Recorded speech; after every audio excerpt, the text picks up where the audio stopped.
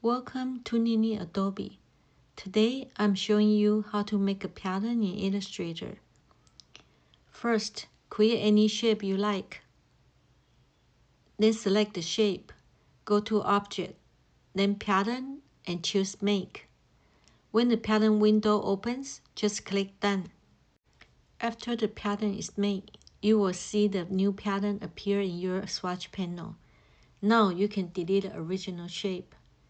Click your fill color, then choose the pattern from the swatch panel to apply it.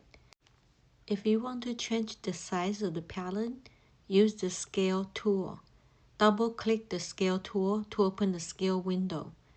Make sure only Transform Pattern is checked. Then adjust the percentage to get the size you want. If you want to adjust the position, use the tilde key. It's a key next to number 1, right under Escape.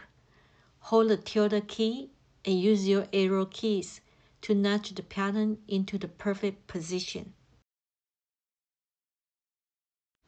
If you want to adjust the layout, click the pattern swatch from the swatch panel and use the option in the drop-down panel.